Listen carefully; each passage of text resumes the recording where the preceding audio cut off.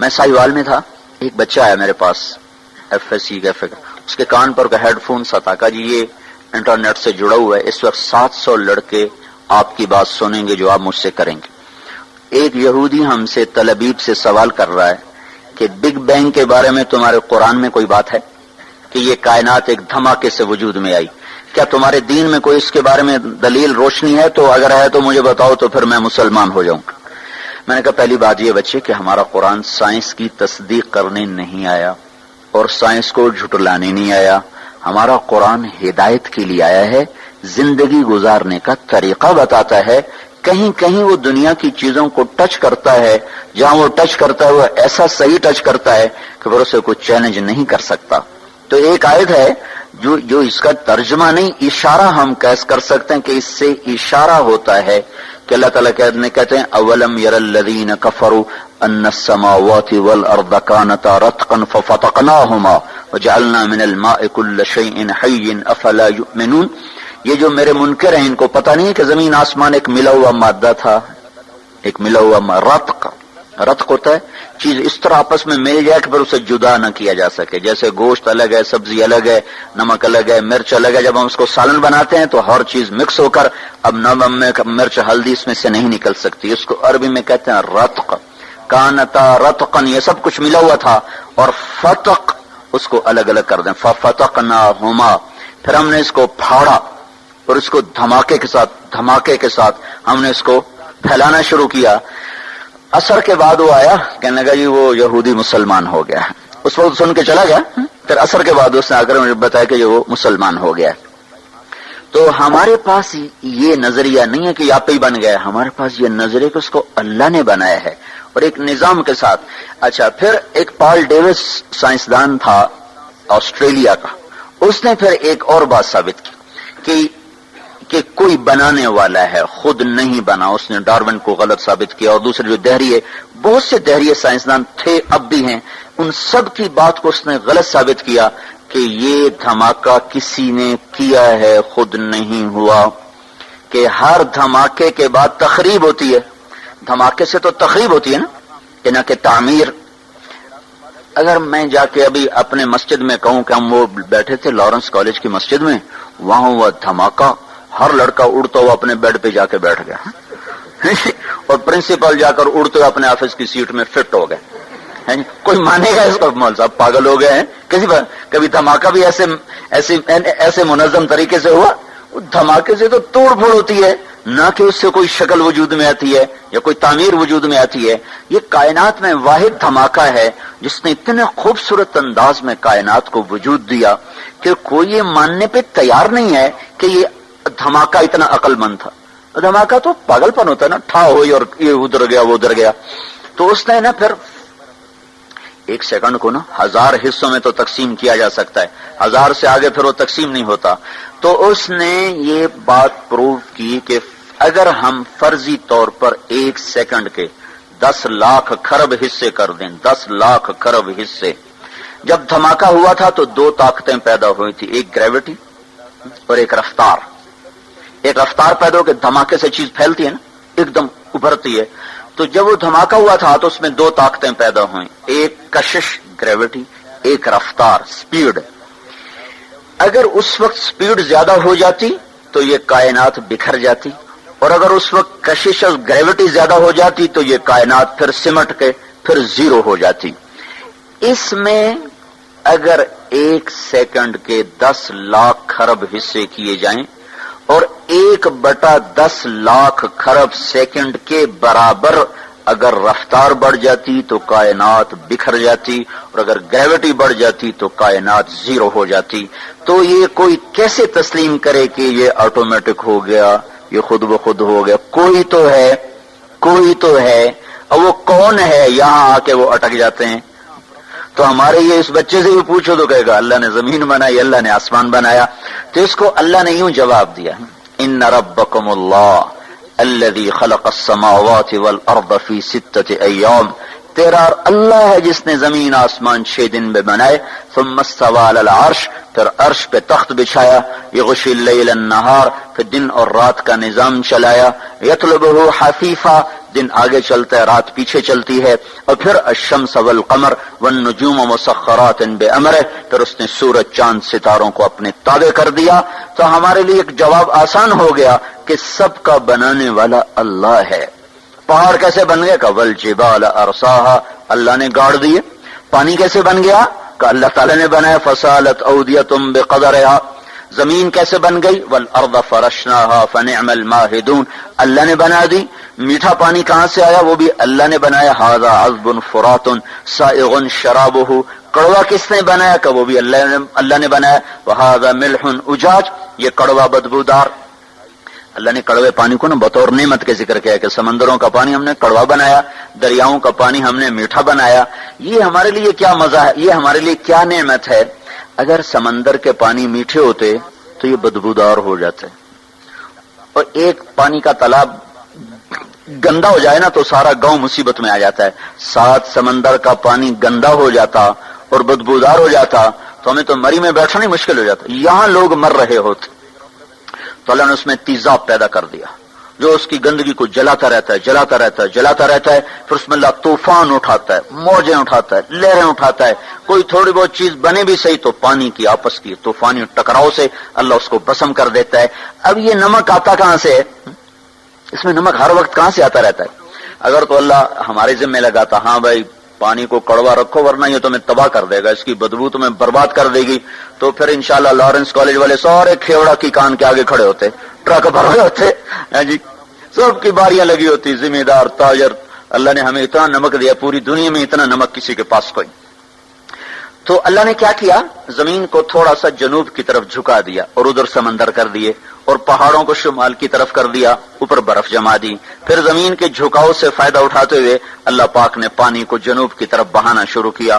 پہاڑوں پہ برف پگھلی، وہ ندی نالوں میں بدلی، چشمے شامل ہوئے، جھرنے شامل ہوئے، آبشاریں شامل ہوئی. وہ پانی ایک طاقت کے ساتھ پتھروں سے ٹکراتا ہوا اور بل کھاتا ہوا ایک حسن بھی اللہ نے بنا دیا، خوبصورتی بھی بنا دی. لوگ ناران کی جھیل دیکھنے جا رہے ہیں، حالانکہ اتنا سفر، مصیبت خانے، پتھر، پہاڑ، ٹکریں، پھر بھی جا رہے ہیں.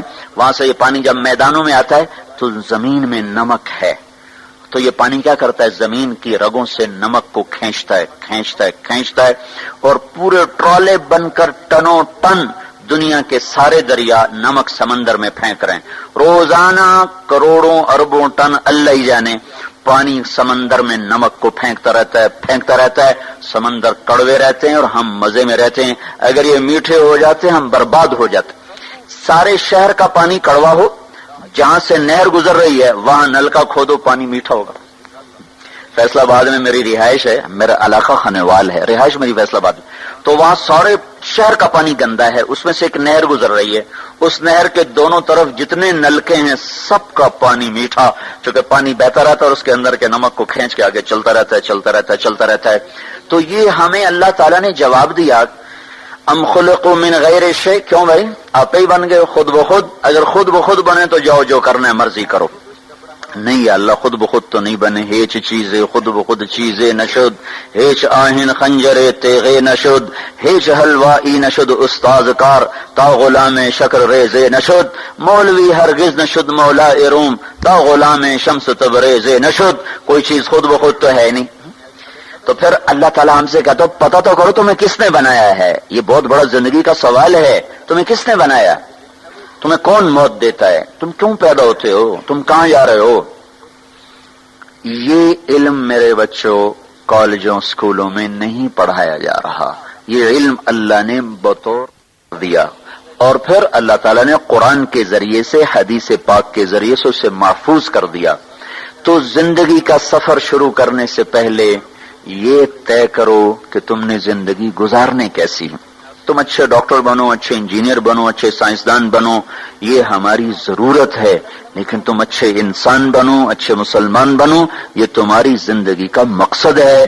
تمہارے اس اچھا بننے پر ہماری زندگی کا دار و مدار. ایک ڈاکٹر آئے ہیں میو ہاسپٹل کے، وہ ایم ایس ہیں، پہلے بھی ایم ایس آئے ہیں. سارے ہسپتال میں دوائیاں فری تقسیم ہونے لگ گئیں، ہر مریض کا علاج فری ہو رہا ہے. ساری دنیا میں ایسا نہیں ہو رہا. اور میو ہاسپٹل کے 18 آپریشن تھیٹر ہیں، سب میں دوا مفت جاری. ایک سستی سے سستی دوا سے لے کر 1 لاکھ کی دوا مفت ایک مریض پہ لگ رہی ہے کہ ایک ڈاکٹر صحیح انسان آ گیا اور اس نے جتنا پیسہ، میں نے اس سے پوچھا، میرا دوست ہے، میں نے کہا اتنے پیسے کہاں سے خرچ کر رہے ہو؟ کہا جو حکومت فنڈ دیتی اسی سے خرچ کر رہا ہوں۔ اور کہنے لگے مزے کی بات بتاؤں، پہلے 1 روپے کی دوائی مریض کو نہیں ملتی تھی اور خرچہ زیادہ تھا، اور اب تمام ہاسپٹل کو دوا فری جا رہی ہے اور ہر سال کے آخر میں 5 کروڑ 6 کروڑ ہمیں بچ رہا ہے۔ ہر شے فری کر کے 6 کروڑ 7 کروڑ بچ رہا ہے، اور اس وقت ہر شے پیسے پہ تھی اور پیسے گھٹتے تھے کہ ایک انسان، ایک صحیح مسلمان اللہ سے ڈرنے والا ہے۔ اب میں نے اس سے سارا ہاسپٹل کا راؤنڈ کیا، باہر بیٹھے غریب لوگ جھولیاں اٹھا اٹھا کے اس کو دعائیں کر رہے تھے۔ اور پہلے کیا ہوتا تھا کہ ڈاکٹر کہتے یہ دوا لاؤ، وہ بھاگ کے جاتے، پھر کہتے یہ دوا لاؤ، اندر مریض اسٹریچر پر پڑا ہوا ہے، اس کا پیٹ چیرا ہوا ہے، تو بھاگ کے جاتے، پھر وہ دوا لاتے، جب پیسے ختم ہو جاتے تو پھر عورت اپنے کان کی بالیاں اتار کے دیتی، ہاتھ کی چوڑیاں اتار کے دیتی اور دوا لے کر آتی، اور پھر بھی دوا پوری نہ ہوتی اور مریض اسٹریچر پر ہی مر جاتے تھے۔ اور اب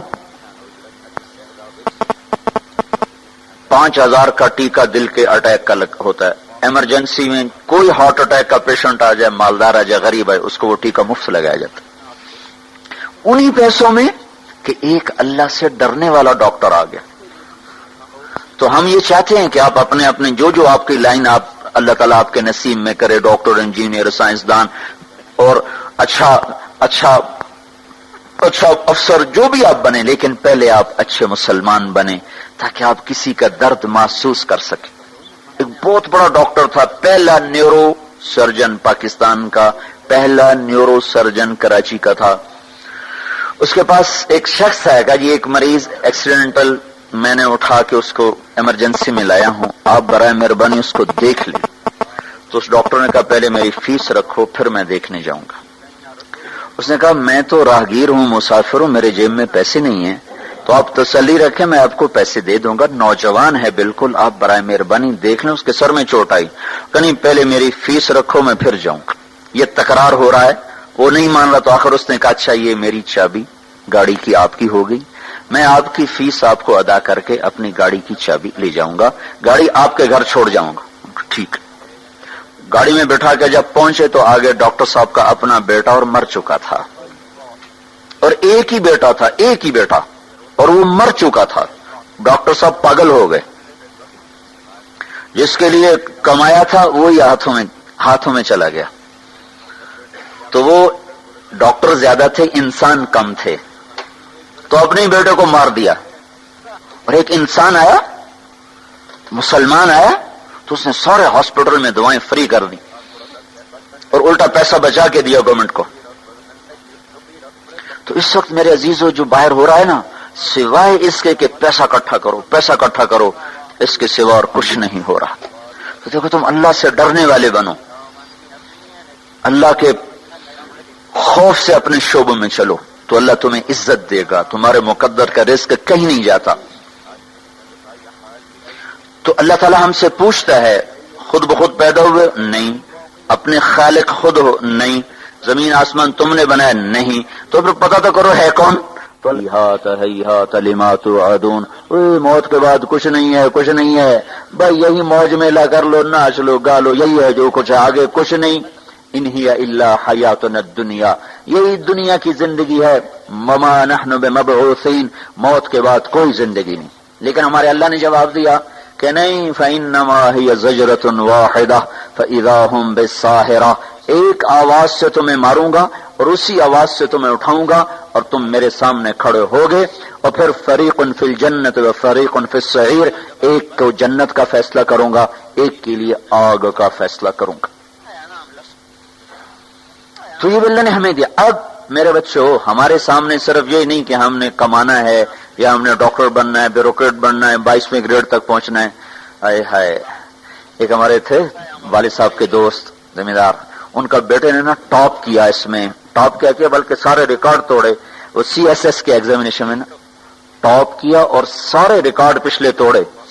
تو ان کے والد سے ملاقات ہوئی نا، تو کہنے لگے انشاءاللہ میرے بیٹے نے سیکٹری بننا ہی بننا ہے. ایمان کی تازگی اور دینی معلومات کے اضافے کے لیے بہترین کوالٹی کی شاندار audio cassette, Islamic audio cassette, سبھی طرح کے نعت، تقریر، قرات اور اجتماعات کے ہوئے بیانات کے شاندار audio cassette, Islamic audio cassette. Islamic audio cassette خریدنے کے لیے اسلامک آڈیو کیسٹ سینٹر، 231 بستی نظام الدین، نئی دلی 13.